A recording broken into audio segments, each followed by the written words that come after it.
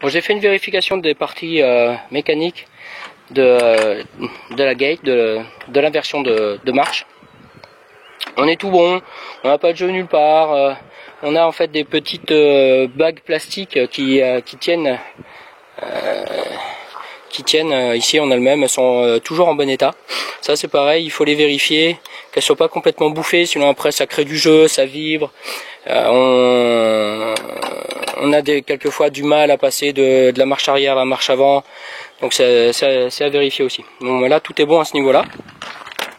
La seule chose qui nous reste à faire, c'est le graissage. On va faire le graissage juste ici. Là en fait on va venir injecter de la graisse sur au niveau des paliers de roulement. On va nettoyer un petit peu tout ça quand même de l'ancienne, histoire de pas en foutre dedans.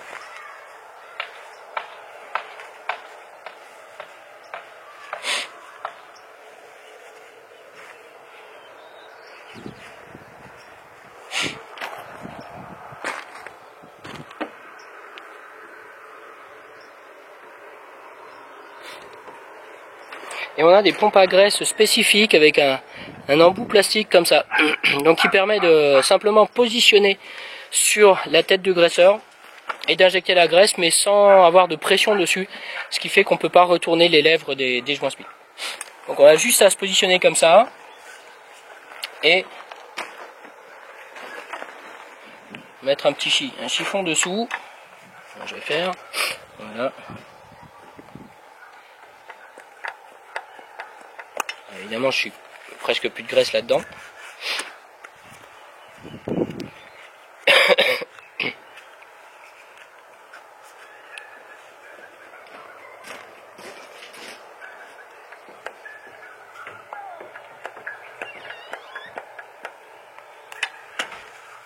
Et on a donc notre vieille graisse qui sort.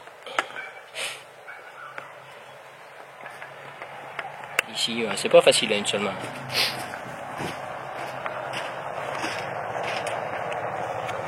Je vais faire dégueuler et puis je nettoierai après.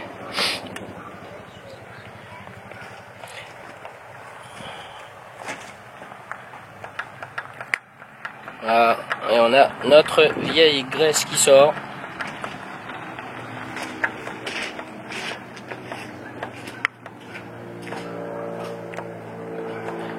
La graisse propre.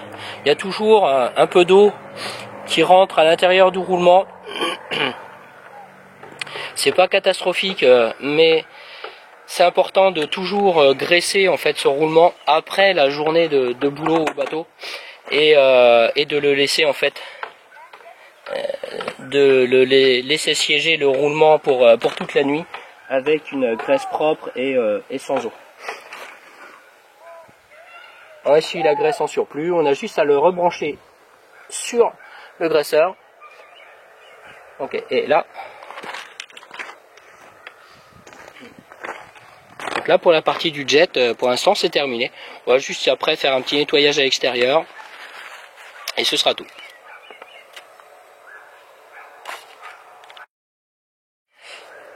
Pendant qu'on en est au niveau du graissage, on va venir graisser l'arbre du pivot moteur. Là par contre je vais le nettoyer un petit peu avant parce qu'il est super crade. Voilà, tout simplement en utilisant de la vieille essence. L'essence que je récupère dans les filtres, comme on a vu tout à l'heure en sortant le raccord.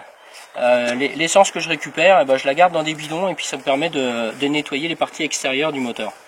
Donc on va d'abord bien nettoyer le graisseur, parce que là ils sont pareil sujets à pas mal d'efforts.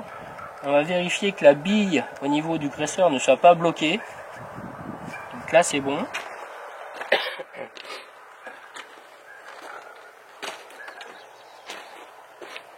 Prendre pour ça une vraie pompe à graisse. Vérifier la propreté de l'embout évidemment, pour pas y balancer de la crasse. Voilà. Et donc injecter de la graisse jusqu'à ce que l'ancienne graisse, je sais pas si je peux vraiment, voilà, jusqu'à ce que l'ancienne graisse en fait ressorte au niveau ici du joint entre entre le support du moteur et le cavalier d'accouplement du moteur. Bon, toujours enlever l'ancienne graisse. Ça sert absolument à rien d'avoir de la vieille graisse en dehors des graisseurs, sauf à attirer de la merde et à s'en foutre partout. Hein, avis à tous ceux qui laissent, y compris les professionnels bien sûr, qui laissent les moteurs super dégueulasses. J'ai jamais compris ça, je crois que je le comprendrai jamais. À partir du moment où vous avez un moteur qui est propre, dès le premier problème, vous savez d'où ça vient, parce qu'il est, comme il était propre avant, si vous avez une fuite, vous voyez exactement d'où ça vient. On a deux autres graisseurs. Là pour ça, je vais baisser le moteur.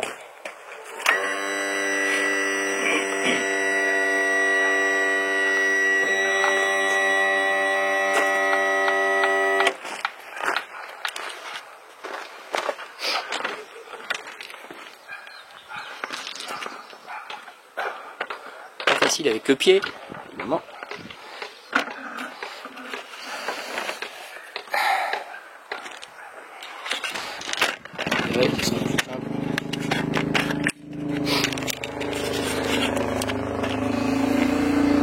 Deux autres graisseurs sur la partie avant qui sont donc ici et ici, donc qui sont super dégueulasses, et que c'est pareil, on va les nettoyer et on va agir avec notre pompe à graisse pour graisser le pivot horizontal, enfin pivot horizontal ouais, du moteur, et ainsi que on va virer en fait la vieille graisse qui est sur le tirant.